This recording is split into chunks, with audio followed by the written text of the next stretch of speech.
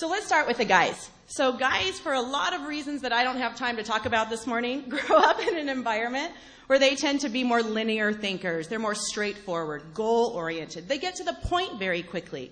If you ask a man a question, most likely he's going to answer that question. If I want details, I basically have to drag the details out of him, right? Women, on the other hand, tend to be a little more circular in their thinking. If you ask a woman a question, she's going to give you all the details leading up to the bottom line, if you're lucky, right? She'll get to the bottom line.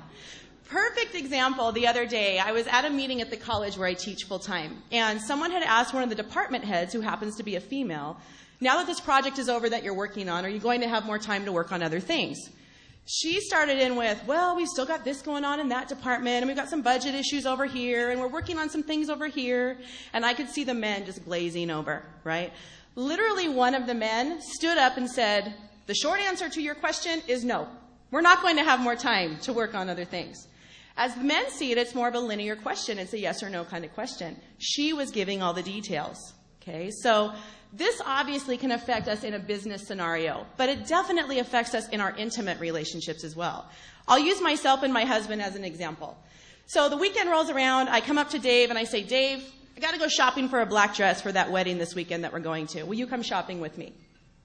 Okay, Dave would rather smash his fingers with a hammer than go shopping with me on a Saturday morning. But he agrees because he wants to make me happy.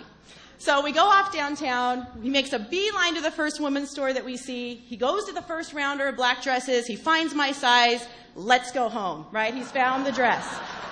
But, I'm not sure that I like that black dress. In fact, maybe I need to wear floral because it's springtime now, and I'm going to need to look for some cute sandals and earrings to go with it. And this is going to take us a while, so why don't we get a coffee and just kind of window shop a little bit? Okay, now Dave is visibly frustrated, right? This is not what Dave signed up to do. He did not sign up for this whole circular activity filled with all kinds of stuff. He saw it as a goal, right? We had to find the black dress. He did it. Now he wants to go home. Now, as Dave sees it, I get tricked every time she asks me to do this, right? How do I get sucked into this every single time? But from my perspective, it's like, seriously, we have been out here for 20 minutes and you're already getting on my nerves, right? So now Dave and I are in conflict. And what's underlying this conflict is that we are having some miscommunication about some basic male-female gender communication principles.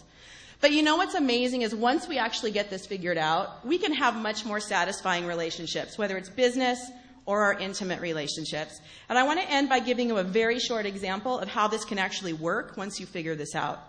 So just the other day, I was at school again, at work, and a colleague comes up to me who was male and said, Diane, I need to meet with you for coffee and talk about this project we're working on. When can you meet? Okay, this is a linear question. When can you meet? Me being a female, I start in with, well, Monday I teach all day long, so I'm in the classroom, and man, I'm tired by the end, I don't want to do it. But Tuesday I have this aerobics class that I like, and I don't want to miss that either. And he's like, oh my God, where is the answer to this question, right? He's glazing over. So I notice this because I understand the differences between male-female communication. I notice this, I pause, and I say, Jack, I can meet you on Tuesday at 3. Huge smile on his face, right?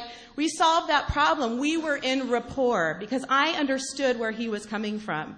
So this is why it's so important. And this is one thing out of about 20 that I could have talked about this morning. And when we start to understanding each other better, we can have such better, not only business relationships, but our intimate relationships as well. So I want you to remember that men and women, it's not that one is doing it right or wrong. We're all coming together to try to do the right thing. We just go about doing it in different ways. And it's not until we understand that can we really, truly have rapport. Thanks, Dave.